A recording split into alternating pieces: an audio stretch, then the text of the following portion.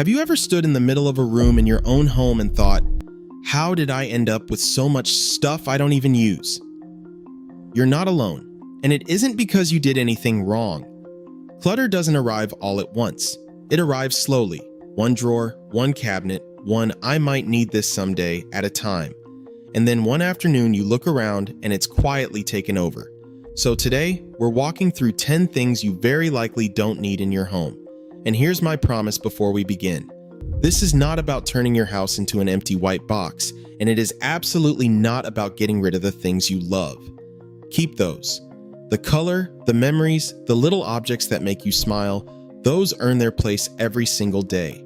What we're clearing out is only the stuff that's genuinely in the way, so the things you care about finally have room to breathe. Because a home should work for you every day, not store things for a just-in-case that never comes. Number 10. Fridge magnets. Let's start somewhere gentle, the refrigerator door. Now, I want to be careful here because I know how personal this one is. For a lot of people, those magnets are little travel medals. A magnet from Barcelona, one from a road trip, a grandchild's drawing, a photo held up in the corner. If your fridge door tells the story of your life and it makes you happy every time you walk past it, then keep it wholeheartedly. That's not clutter, that's joy. And joy is always worth the space. The only time it's worth a second look is when the magnet stopped being yours. The pizza place, the plumber, the realtor from 3 houses ago. When the door disappears under advertisements you don't even see anymore, it quietly starts to feel heavy instead of warm. So the fix is simple, and it costs you nothing. Keep the ones that mean something. Let the throwaway advertising magnets go. You can even rotate your favorites through the seasons, so the door always feels fresh rather than crowded. Your fridge door tells your story again. But right beside it, in a drawer you open every single day, there's something you've been holding on to far longer than you realize. Number 9. Worn out tea towels. Tea towels. For some reason, these little fabric rectangles have a way of staying with us for years, sometimes decades. We treat them almost like heirlooms. But let's be honest for a second. If a towel is more stained than fabric, or it has holes big enough to see daylight through, it isn't earning its keep in that drawer anymore. And the real cost isn't the worn out ones taking up room. It's that they make it harder to find the good ones you actually reach for. Here's a habit that keeps this from ever piling up again. One in, one out. When you bring home a fresh set, retire an old set the same day, and the tired ones don't have to go to landfill. Cut them down and move them to a rag basket in the garage or under the sink for the messy jobs you'd never sacrifice a nice towel for. A little clear out here makes the whole drawer feel calmer. Your towel drawer is sorted and self-sustaining. But there's a place where the clutter isn't just taking up room, it's actually costing you time every single day. Number 8. Cleaning products you never use. Let's open the cabinet under the sink. The all-purpose spray that smelled strange and got pushed to the back. The floor cleaner for the tile you don't even have anymore. The miracle stain remover that has been sitting untouched for 3 years, still waiting for its miracle. They aren't just taking up space, they're costing you time. Because if you have to move 15 half-used bottles to reach the one you actually rely on, every cleanup starts with a treasure hunt. And the honest truth is, most homes only need 4 or 5 good products to handle almost everything. Here's how to fix it. Keep your go-to cleaners together in one caddy or basket you can carry room to room. Anything you haven't touched in months can move on. And please, don't just pour the good stuff down the drain. A half-used bottle you'll never open is perfect to pass to a friend, a family member, or a local shelter that can actually use it. The cabinet under your sink is finally working for you. But now let's open the one above it, because the numbers in there might quietly surprise you. Number 7. Too many mugs, cups, and water bottles. Open that cabinet and it's mugs. So many mugs. A few you truly love, several you never touch, and one with a faded cartoon print from a trip you took 10 years ago. But how many do you really need? If it's just 2 of you at home, 6 to 8 is plenty. For a family of 4, 12 will cover you with room to spare, and if you run the dishwasher regularly, you could get by with even less. Now keep the ones that mean something. That mug with the story behind it, the one that fits your hand just right, those stay. It's the anonymous extras, the freebies and the mismatched singles that can go. And the same goes for water bottles. If your cupboard is starting to look like a Stanley Cup convention, keep the 1 or 2 you actually reach for and pass the rest along. A small habit keeps this in check. 1 in, 1 out. Every new mug that comes in means an old one finds a new home. That's how a cabinet stays open and breathing instead of overflowing. Your shelves have breathing room now, but right below them, on your countertop, sits a collection of shiny promises that rarely keep their word. Number 6. Single-use kitchen gadgets. Kitchen gadgets. Those shiny little promises of faster mornings and easier cooking that so often end up as countertop ornaments. We've all been tempted by one: the waffle iron, the egg cooker, the avocado slicer. Tools that do exactly one thing, and not very often. And here's the gentle truth. If you can do the same job with a knife and a little patience, that gadget probably doesn't deserve prime real estate on your counter. My rule is simple. If something isn't getting used every couple of days, it doesn't earn a spot on the countertop. That space is reserved for what you reach for daily: the coffee maker, the kettle. Everything else can be tucked into a cabinet or passed along to someone who'll actually put it to work. Your countertop is clear and ready for coffee. But there's one cabinet in your kitchen so notorious it has earned its own nickname, and you already know exactly which one I mean. Number 5. The Tupperware Graveyard. The infamous Tupperware Graveyard. That one cabinet where lids go to die. It's a chaotic little mountain of mismatched plastic, and every time you open it, it's like a game of Tetris you never signed up for. A lid slides out, then 2 more, and you still can't find the one that fits the container in your hand. Here's the thing though, and this is the part that actually fixes it. The problem isn't that it needs organizing, it's that there's simply too much of it. So don't arrange the chaos, reduce it. Keep only the containers that still have a matching lid. If a container lost its lid, it's a bit like a sock that lost its partner, and it's time for a kind goodbye. Or give it a second life. An old container makes a fine bowl for mixing, or for corralling odds and ends in a drawer. And a quiet tip from experience: if you ever do replace them, glass is worth it. Plastic wears out, it warps in the dishwasher, and it stains and holds odors from things like tomato sauce over time.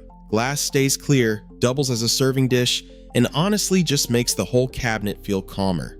That cabinet is tamed at last.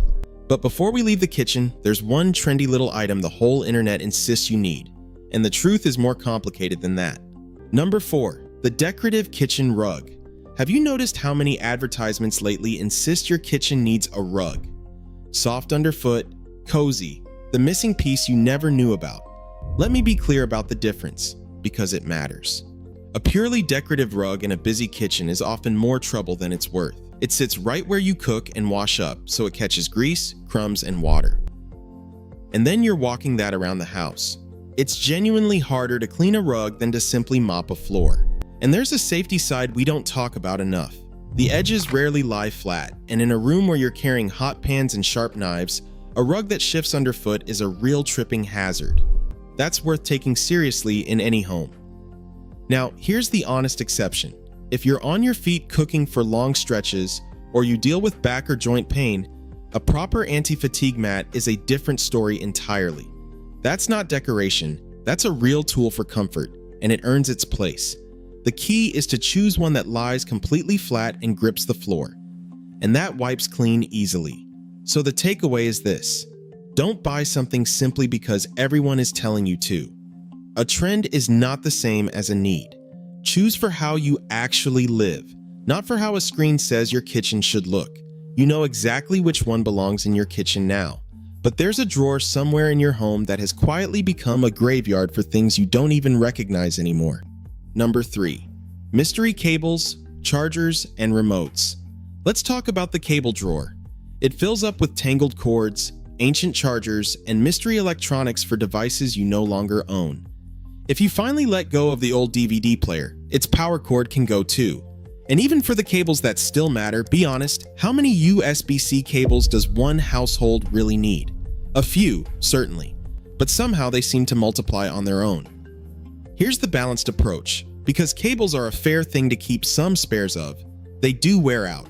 Keep a small, sensible number of the ones that fit your current devices. But move that little kit somewhere out of the way, a labeled box on a shelf, not the daily drawer you're always digging through. And the true mystery cords, the ones that fit nothing you own, don't belong in the trash. Take them to an electronics recycling drop-off, where the materials can actually be recovered. And the remotes. There always seem to be 3 on the coffee table, and 2 of them haven't worked in years. Those can go. If you're not quite ready to part with something, here's a trick I love. Put the maybes in a small box, tuck it away, and mark the date. If you haven't reached for anything in 6 months, you can let that whole box go with a clear conscience. It's a soft way to prove to yourself what you truly use. Your junk drawer is an actual useful drawer again. But now let's walk into the living room, because your couch may be hiding a problem in plain sight. Number 2, too many throw pillows. When exactly did our sofas turn into pillow forts? It usually starts sweetly, a couple of throw pillows to make the room feel cozy. But then a new pattern catches your eye, then one's on sale, and before long, you're moving 5 cushions just to sit down. Now, I'm not against pillows at all. 1 or 2 can be genuinely useful, especially for back support if the sofa runs a little deep for you. The trouble is only when they stop serving you and start crowding you out of your own seat. The secret here is quality over quantity. 2 or 3 well-chosen pillows, maybe 5 or 6 on a large sectional with lovely texture and a bit of weight, will always look better than a pile of thin ones. And if you love variety, here's a designer trick that saves both space and money. Buy a few good pillow inserts and swap the covers with the seasons. Store the off-season covers folded flat in a drawer. You get a whole new look without the whole new pile. The same goes for the bed. Here's my favorite test. If it takes you more than 60 seconds to make the bed each morning, you have too many pillows on it. Keep it simple, and the room instantly feels calmer. Your couch is an invitation to sit again, not an obstacle course. But now we come to number 1, and it may be the biggest, most valuable thing standing in your way. Number 1, the guest bed. Let's talk about the guest bed, or as it's sometimes lovingly known, the most expensive laundry rack in the house. I want to be fair here. If your home is where the family gathers, if you host siblings, grandchildren, or old friends often, then a dedicated guest room is a real gift, and you should keep it with pride. This one is entirely about how you actually live. But if your home feels cramped and that bed sits unused month after month collecting a little dust, it's worth an honest moment of reflection. How many nights a year does it truly get slept in? Now imagine that room set free. A little home office, a reading nook, a space to sew, to stretch, to make something. A room that gives back to you every single day instead of waiting for a visitor twice a year. And you don't have to choose between the two. A good sofa bed is a comfortable couch by day and a ready guest bed by night. A wall bed folds away and hands you back the whole room, often with extra storage built in. The point isn't that guests don't matter. The point is that your home should serve the life you live day in and day out. And if a room isn't doing that today, you're allowed to reimagine it. So let me leave you with a question, and I'd truly love to read your answer in the comments. What's the one thing in your home you've been holding on to out of guilt, rather than because you actually love it or use it? And if it all feels like a lot, please don't try to do it in one afternoon. You've spent years filling these spaces and there's no prize for rushing. Pick the one thing that's been nagging at you the most. Maybe it's the cable drawer. Maybe it's the Tupperware cabinet. Maybe it's just one crowded surface. Clear that one thing, live with it for a week, and notice how it feels. Then move to the next when you're ready. Because in the end, a lighter home was never about owning less for its own sake. It's about keeping room for what you love and use and letting your home work for you every single day.